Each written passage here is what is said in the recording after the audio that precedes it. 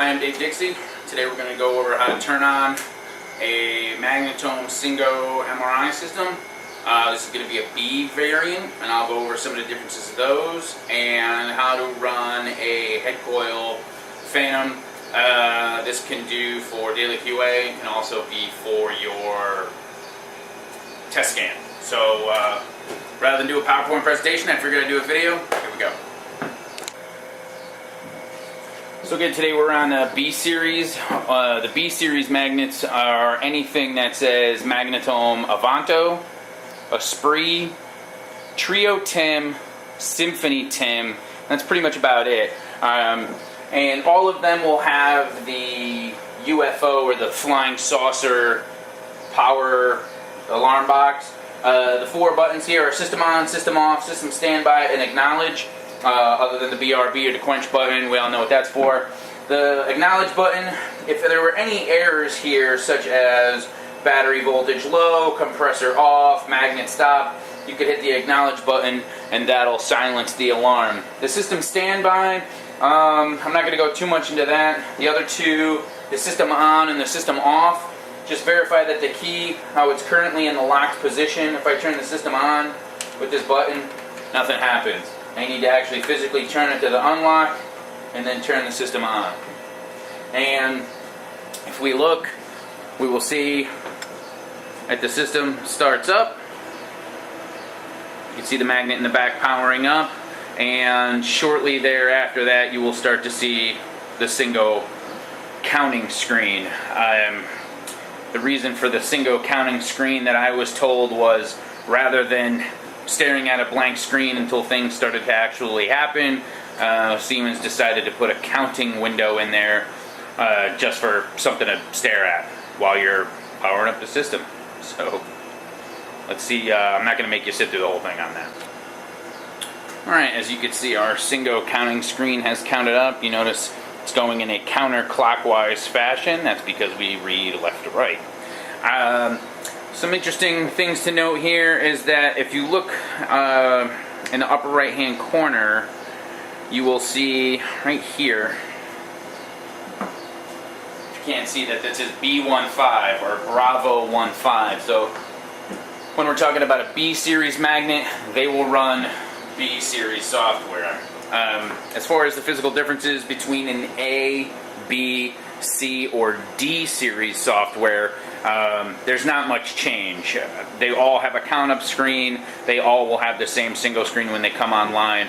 The color variation may be a little bit, but everything that is in one thing on an A will be in the exact same spot on a B, C, or D.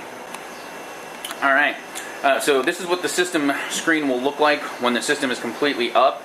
I'm going to show you, zoom in on a couple of things. Notice down here we don't see any red lines through this part right here is called the sync pulse. The graph to the left of it is actually showing you how much space you have on the physical database drives. So this is what it'll look like pretty much. So what we're going to do is you can either use the keyboard or you can come up here to patient, click on that, and you're going to click on register. Alright, this is the patient registration page. I'm trying to zoom in a little bit, see if I can't make this any clearer. You'll notice that certain things are in bold. Last name, patient ID, date of birth, sex, weight, study, and patient position. If it's in bold, you have to add that to your scan or your patient registration page before the system will even allow you to go forward. And you'll be able to go forward when the exam button, if you can see here, it's grayed out. Once everything is filled out, it'll actually turn into a clickable button. So we're going to use, we're going to see if my favorite one is still in here. One way you can do a search on Siemens is to use 2 letters and a wildcard. So I'm going to do SE, and then I'm going to put the wildcard as an asterisk, and I'm going to search, see if my patient is still on here. So it's going to go out, it's going to search. Let's see. I don't think it's on there. They might have deleted it. It's taking too long. Ah, no, he's still there. So there's my guy, service dude, so I'm just going to click him, click OK. Notice that last name, patient ID, date of birth, sex is other because it's not a male or a female, it's a phantom that we're going to be scanning. You have to add that in there. Why, I don't know, but 39 years old, weight of 240. Now the study, I'm gonna do a head coil. So we're gonna make this nice and easy. We're gonna come down here. This is the customer's protocols. So this is the area. This is the study type. So we're just gonna click on routine, and we're gonna click on head first supine. Now if you see down here, our exam button is now available for use. So we're gonna click OK, click exam. It's gonna have us confirm, is this correct? Yeah, everything's good to go. We're gonna click confirm. Now, the system is automatically gonna load the service dude. It's automatically gonna load in the brain with routine with their protocols in there. Now, this I'm just gonna do a scan. I'll show you how to do a QA on the head coil after we do a scan. So the next step would be to put the head coil on and put the phantom in, and I'll show you all that here in a second. You may be asking yourself, why is he going over this? Seems like it's so easy. It is, but the number one question I get is, I've replaced a part for the primary engineer, I'm not the primary, now what do I do? So this is just pretty much showing you how to turn the system on and run a scan for that purpose and that purpose only. So I've got the head coil right here. This is a two-part head coil. This is the lower portion. This is the upper portion. This is on a B series magnet. On the A series, the configuration is a little bit different. It's got more of a cage portion of it. I'm just put that in there. There are pins in the patient table that align the bottom of the head coil, so you can't put it in incorrectly. It would go into number 3 for the head. We just push that down. We're going to see that our first plug has got the head matrix bottom portion of it in there. We're going to put our phantom holder in there. We're going to push it all the way to the back before the curve. We're going to take our cylinder phantom here with the bubble up on top. The bubble is to capture any air, so the phantom is free of air bubbles. We're going to push that all the way to the back. When we push it all the way to the back, there'll be a line on your head coil that should pretty much closely line up with the line on the phantom. So then what we're going to do is to take the top portion of the head coil, we're just going to set that on there, push it down, you'll hear it snap in. We're going to take the top portion and plug it into number 6. Now, it's number 3 and number 6 respectively, because that length of cable is pretty much proportioned for that plug. So the next thing we're going to do, one second. Next thing we're going to do is localize our head coil. And what we're going to do is, I'm going to try to get the camera a little bit closer. I'm going to focus on here, and I'll go over what some of these are. I'll make the video available on YouTube or something so you can always see it. So this is the stop button. This instantly puts the patient table into a stop mode. If you were to push that button, I can't move the patient table, but if I were to push the stop button, it would light up, and then the in and the out button would flash. Now the patient table is free for me to move it up and around. To clear that, all I have to do is simultaneously push up and down 2 times. So up, down, down. Stop button will clear. At that point, I'm going to hit the home key, and that will move the patient table, I might not be able to see it, all the way back out. This light right here is for the light localizer. This right here is to move the patient table into ISO center based on your localization. This is for your bore lights, so if I was to increase this, it would turn the lights on or off. You have to go all the way down or all the way up. Same with the fan right here. This is for your headphones. And then this one right here is for the loudspeaker on top of the magnet. But start, stop, don't worry about that. You won't use that unless you're doing a magnet shim. So what we're going to do is back up, show you real quick if we can't do a quick localizer. I'll show you how we're going to scan. So I'm going to move the patient table in, and if I wanted to increase the speed of that, I push in and hold the speed button, but for purposes I'll just use the regular one. We're going to turn our light localizer on. The laser comes from right below on the Avanto system that we're working on, right below the display indicator. So what we're going to do is there's 2 lines and a dot. We're going to line this up right with the dot. So we're going to put that right there. There's no left or right movement because the coil can only be in one spot in ISO center, left or right, and the pad pushed all the way back as it is with the phantom in there pretty much makes it ISO center right in the middle as well. So all you have to do is just push the ISO center button. It's going to move the patient table all the way into the bore. So it's ISO centered on the head coil, and then the next step is we're going to actually run a quick scan. Alright, so we have the patient table in the bore with the phantom. If you'll notice right here, we have a patient table stop warning. That's fine, we did that. It says the stop button was pressed by user. We know because we hit the button. So we click OK. So there's two ways of doing this. I can either come to the right and click on a protocol and drag it over and it'll instantly run it, or I can highlight the system routine, or the routine, pediatric, brain width without. We'll pick the brain width without, and if I click here and these two arrows, it's just going to move the whole scan over. Now, because the localizer on the brain width without does not have this icon or the working man, the second I click to confirm that the table may automatically move on its own to further get the patient into ISO center, it's going to instantly start to run the localizer. So if you see down here, it says preparing down the left hand corner here. The second I click OK, you're going to see it start to adjust frequency and adjust the transmitter and start to scan. So for GE, if you were trying to equate this, what's the difference? What's the same thing down here? This is like a manual pre-scan or an auto, the auto pre-scan. That's what this is doing down here. So if I click OK, it's going to adjust the frequency down here in the bottom left hand corner. It's going to adjust the transmitter. It's going to do a DICO or directional coupler test. These are broadband coils, and I'll go over that in a minute. So it's just going to kind of make sure the system center frequency is in the center frequency of the magnet, which is 63 whatever megahertz. And so it's going to automatically start, and there's our image. So what you can do from here is you can run another one. You can run a diffusion or anything if you wanted to see, if you were replacing a gradient issue. So all we have to do to stop this one, because this protocol is open because it's indented, we can just do a cancel. But you can either click and hold down here to the trash can, or you can just hit the delete button. So we're going to click this diffusion real quick. We'll click open. We'll just move our parameters around here a little bit. This is where you would change your slices, your distance factor, your phase encoding direction, your slice thickness, your TRT, etc. We're just going to click apply. That's going to start to scan automatically.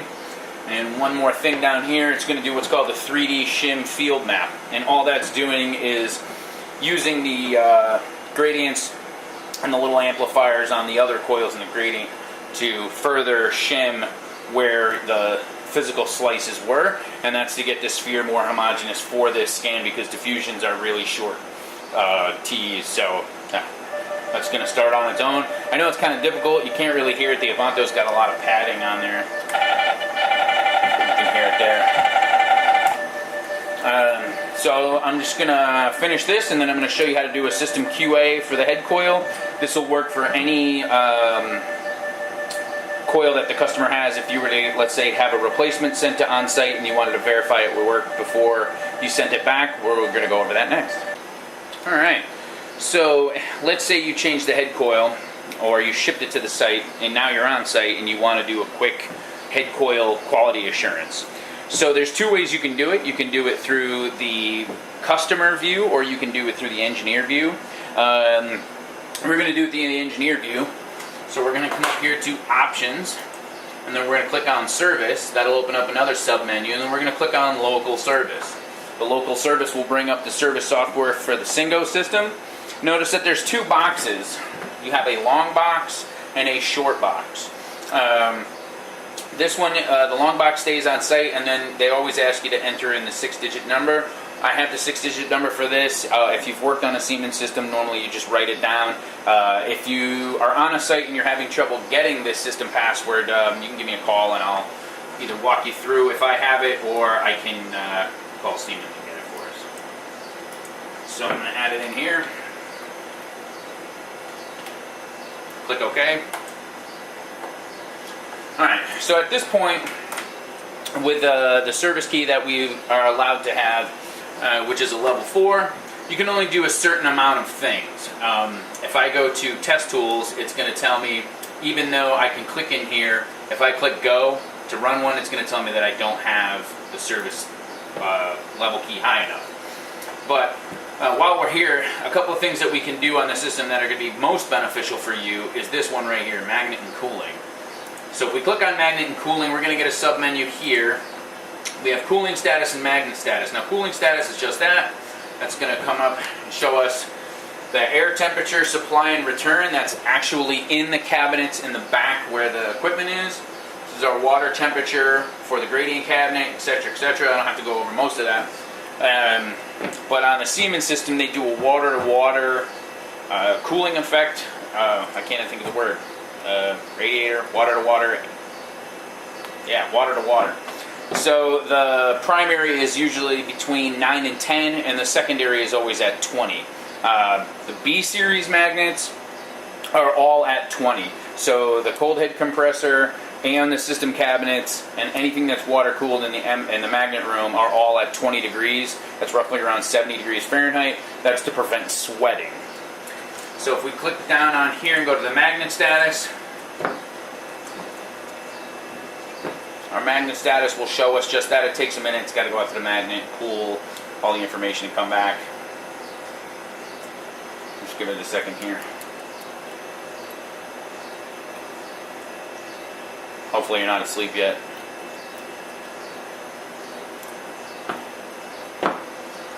Any day now. It's like watching paint dry. Come on. I can get out and run faster. Let's go. Oi. Okay, so the actual temperature values here that they're showing, the air temperature for the RF room, that's literally where the magnet room is, and the RFIS is where the cabinets are. But it'll show you today's date. It's written in German, so it's a little bit different. They do day, month, year. So the helium level is 76.1, and our cold head temperatures for the link and the bore. The link is up top on the outer edge of the magnet, closer to the cold head, and the 50kb or bore is closer to the gradient coil. And they're just kind of showing you the difference between the inside of the magnet and the outside of the magnet. And the cold head, or the CHT, the cold head temperature is 40K on this one. That's at the outermost portion where the cold head is actually running. So you can see that there's a little bit of difference between the cold head temperatures, but not too much. So we're going to click the home button here because we have all that information. So we're going to click on quality assurance. When the quality assurance menu comes up, you're going to have a bunch of stuff on the left here. What we're going to do is click Coil Quality Assurance. There's a plus sign right there. We're going to click on that. It's going to show you all of the coils that are available on this system, and anything with this black squiggly line with the box on it, if you hover over it, it just means that it's literally plugged into the system. So we're going to click on the head matrix coil, and then we're going to click Go. Now what's going to happen after that is it's going to come up with a box showing us what it wants. So it's going to tell us to put the head coil in, put the phantom in, line it up to the dot, and then bring it into ISO center. It says for stability long-term measurement, wait at least 10 minutes. On this head coil, you should wait about 3 minutes before doing the quality assurance. The fluid inside of the phantom will be moving and it will cause a false failure. And then all you do is click OK. It says estimated time is 5 minutes. Yeah, good luck with that. It could be 7 minutes, it could be 3 minutes. Every system is different, and then how many receivers you have, etc. So we'll just wait to see when that's finished. Alright, so we got it's all finished, and we have a done right here. So there's typically 3 things that you'll see in this box right here that says done. It'll either say to do, meaning you need to do it. It'll say done. That means that the system ran the quality assurance and that everything passed. There'll be another one that says error. Error is usually, let's say for instance, if you were going to do eddy current compensation tune-up and the phantom wasn't aligned in the X gradient area to the left or to the right, it'll give you an error. and the other one would be not okay. And not okay is meaning that there's a failure with the actual test. Error is more that it tried to run it and something failed with the test. Not okay meaning I'm running the QA on the head coil and the signal to noise numbers were too low. And so how we can find out if they were too low is under any page in service, whether you click home or if you're under the magnet and cooling, you will always have this tab right here called the reports page. So we just click onto the reports page. We're going to click on session history right here. It's right in the middle. And then the session history is going to show you everything that you've run on the system. Now on B series magnets and A series magnets, the more stuff that you've done, the longer the list is going to be. So the last thing that we ran on 31 July was the head matrix coil check. So we're going to click on that. I'm going to explain this here. And then because the head coil is a 4 element coil, it's going to show us at element 1 passed. So the low spec for signal to noise was 75. We got a 97, good to go. And then you'll look down through all of them. This is head element number 2, head element number 3, and head element number 4. And if everything's okay, right at the bottom it'll say results are in specification, the program finished successfully, and it'll equal a done on the page. Now if it wasn't, if let's say the low spec was 55 and this turned out to be 48, this line would be red. And that's pretty much telling you what's going on. Now, if it was the head coil, I would just wait another 5 minutes and run it again, especially if it was right on the edge of not passing, because again, if you have any fluid inside of the phantom that's moving, you will have a lower signal to noise, because if you're looking, this red box right here is the region of interest of where it's getting its calculation for signal to noise. And if it was moving, you would actually see swirl marks in there and the numbers would be askew. So, that's all I got. If you have any questions, feel free to give me a call, shoot me an email, and I'll answer any questions you have. Thanks. And one last thing. When you're all done, to shut the system off, we're going to go up here to System. We're going to go to End Session. That should pop up this window right here, and then for 90% of the time, you're just going to do a shutdown system. So you just click on shutdown system. Do you really want to shut down? Yes. And that's going to go through shutting the entire system down. It will start to count backwards. No rhyme or reason to how long it's going to take. It might go very quickly. It might go very slowly. Each system is different. But as it shuts down, you will see the red line through the sync pulse. That's normal. Because it's starting to shut certain systems down, portions of the system down. And when it gets all the way down, it'll say it is now safe to turn off your computer, and we'll wait for that. So after the system is completely shut off, you'll get the Windows screen, it is now safe to turn off your computer. We're going to go back to our UFO alarm box. Now we're just going to click the system off button. And the customer had it in the lock position, so we'll just put it there, and then you're all set. Thank you.